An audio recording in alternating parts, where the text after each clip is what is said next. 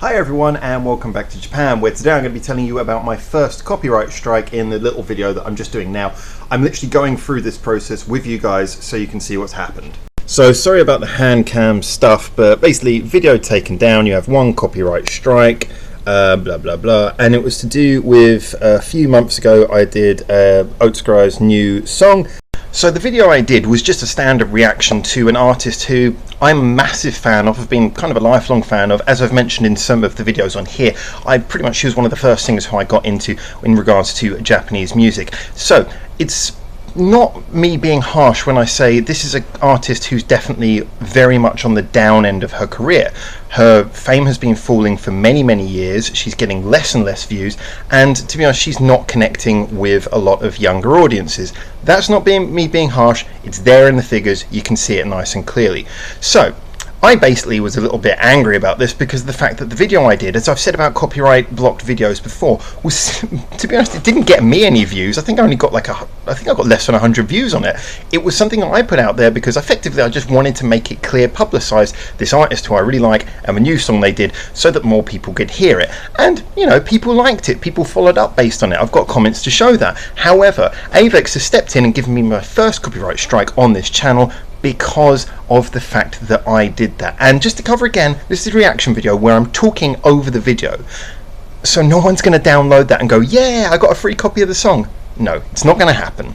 So in a now very patronising move, I'm expected to go to copyright school. That's right, I'm expected to go to school to explain how to deal with copyright because of the fact that Avex clearly can't enter the 21st century along with the rest of us, and I'm going to share that experience with you. So as you guys probably just saw, Copyright School is broken into a series of questions, and I'm going to read through them for you. So please take a moment to watch this video on copyright and answer the questions, the following 4 questions. Obviously I can't show you that video on copyright because I'm a good boy and I know that would be illegal. Okay, so I've watched the copyright school training video that's posted on this, and like I say, I'm not going to share it with you because that's only going to exacerbate the issue, but I just wanted to address a few things. Now, like I say, YouTube, I don't hold YouTube to blame for being in the middle of this. However, the video they've chosen seems to really misjudge what they're trying to do. I mean, for a start, the video is presented by the cartoon characters Happy Tree Friends, who I believe the idea is that they're kind of like an offensive take on normal cartoons. Now this is just sort of done in a laughable way, but in the video we did have to watch things like, for example, the lead character who plays the copyright infringer at one point vomits, which, you know, I haven't got a problem with that, but I don't think many people really want to see that, especially when they've just been told they got a copyright strike against their channel. On top of that, they speed through copyright law very quickly, which I understand they don't want to bore people with, but if you're really trying to prove the point, that's what you're really here for.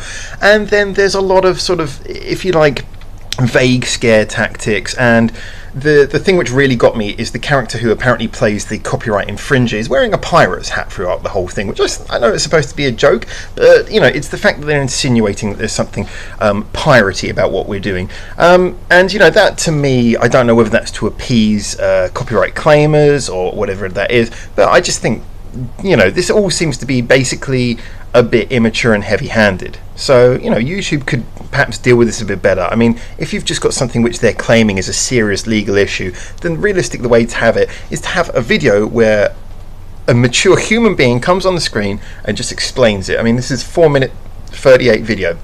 I'm pretty sure that anyone who's mature enough to create any content on YouTube of any value is able to sit down and listen to another adult talk to them for 4 minutes and 38 seconds. So yeah, this was not the most subtle way of dealing with it. Just my opinion. So I haven't read the questions, but let's do them together so we can see them in the context of what's written, but also in the context of what's happened in my case. So let's have a look. 1. In order to determine whether specific copyright content is authorized to be used on YouTube, you should upload it to your account and wait for the content ID system to block any unauthorized content.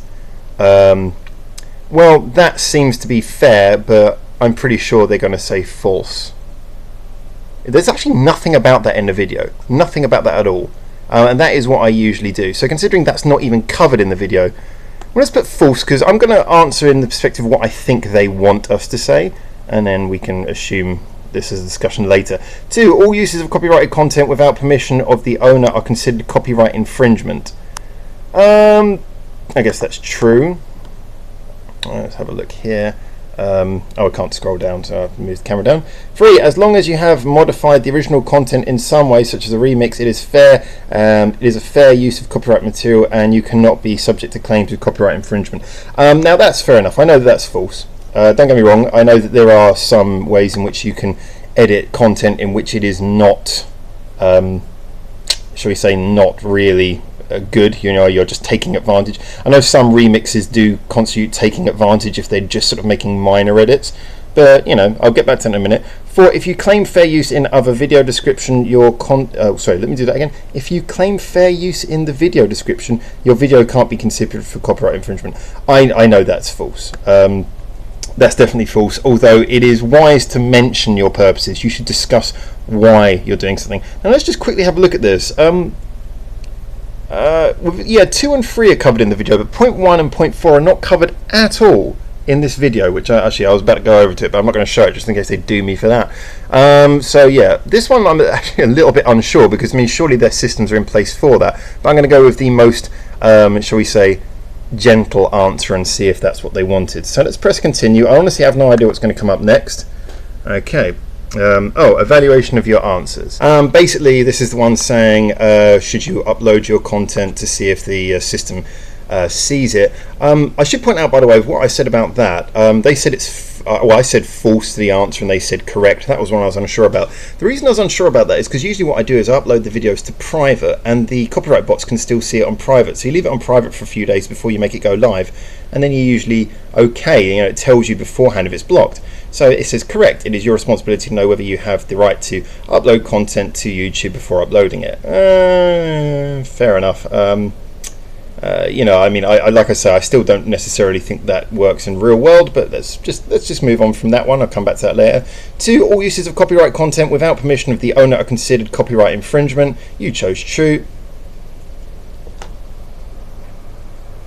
You fucking kidding me here?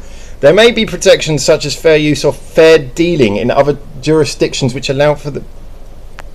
So in other words, we don't actually know. We don't know. We don't know what the fuck we're talking about, and that goes right in the face of what was just said in the video up there, which I cannot show you. Well, look, I know that in some areas it might be okay, but why even put that question in here? You're just muddying the waters, just making it confused.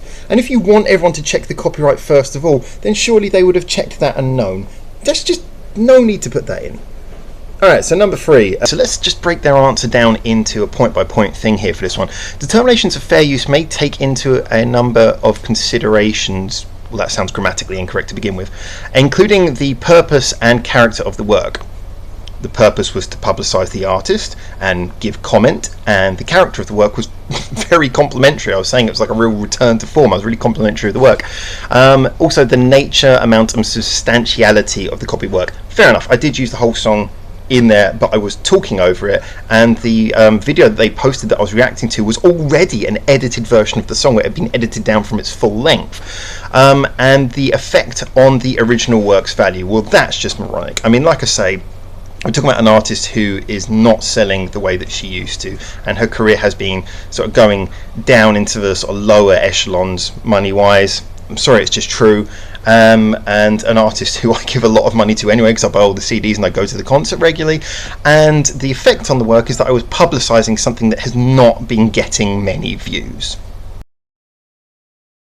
Okay, lastly, if you claim fair use in the video description, your video won't or can't be considered copyright infringement. You chose false, you were correct. I think that's fair. Fair use can only be determined in court. You should seek legal advice, blah, blah, blah, blah, blah. Congratulations, you successfully completed copyright school. You may refer back to this anytime in your account. I wonder if the little hand thing has ever been copyrighted. Anyway, continue. Oh. I'm pressing continue, but nothing's happening. So, the backer breakdown, verified, copyright status. Look at that. 1 strike. Strike 1. Old Sky. Community guideline status is very good. Well, that's nice. It's nice to see that YouTube are actually showing that little bit of good faith there.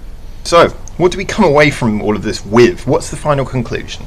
Okay, well, it's possible that maybe I'll get hunted down for more of these and the channel will get blocked. That's quite probable. I hope not, because like I say, almost all the videos we've got on this channel have been shown to have copyright recognition, that the artist or the record label has recognised that we've produced it, but has basically said you can't make money out of it, which to me is absolutely fine. I know some YouTube creators complain about that, but I do think it's fair to say that if you are basing your content as reaction to copyrighted material, you shouldn't really get money out of that. If you have supporters who want to do Patreon or whatever you want to call it, fine, but you shouldn't be making money out of the videos and doing adverts on someone else's stuff. That's fine. But you know, when people come after you and actually say this video will not be shown anywhere, as I've shown before, I block it, I remove it, I take it down myself, because I'm not getting involved in that whole thing. So what is the final conclusion? Well, Avex, like I say, are dealing with an artist who is not going up in their career, who is not making as much money as she used to do, and they are spurning people who are fans. They're taking fans and saying, don't you dare publicize this, don't you dare share this music. I mean, you could say, oh, Howard, you could just tell people, oh, this is a really good artist. Honestly, how many people do you think react to that? I mean, if you take the lowly number of videos, number of reviews I got for my reaction on this channel, and you compare it to how many likes I'd get if I posted this on Facebook or Twitter, honestly, I'm doing a much better service for Avex and their artist. And the only result this leaves me with is that I feel so genuinely betrayed as a fan and as just simply someone who has great passion for the Japanese music industry, that I'm going to say right now that I am not going to pay any money for any product from Avex. I'm absolutely done with that. I am considering, we have got a few Avex artists who we review on this channel, and I'm thinking we're going to stick with that. But yeah, I'm going to be very careful about who I review from Avex at all, and I'm definitely never giving money to this company again. Like I say, I used to pay every year to go to the concert. She has a concert on the same day, her birthday's the same as mine, and so I go to that concert. I'm not paying for that anymore. I'm not giving any money to Avex, I'm not giving any money to them. And apologies to, you know, I'm sure they don't care, it's only a small fry thing. Apologies to people like Otsukarai. I know she's just an artist and she probably has absolutely no even knowledge that this sort of thing's happening, but as far as I'm concerned, I'm absolutely done with it. No more money to them, because you know what? I can watch your songs free on YouTube, and that's legal. So I'm going to do it. I'm just going to watch your songs on YouTube. Want to hear it? I'll hear it on YouTube.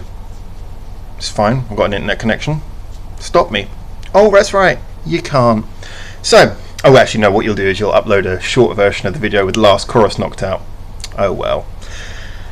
Well, I guess that's just going to put me off listening to more of the music then, isn't it? So for now, yeah, welcome to the 21st century, all you archaic, moronic record companies who don't seem to realise that this is the way things are now. This is the way things are going. You know, you get your money out of concert tickets. You might get money out of CD sales, but how do you think people find the artists? Really, how do you think people find the artists?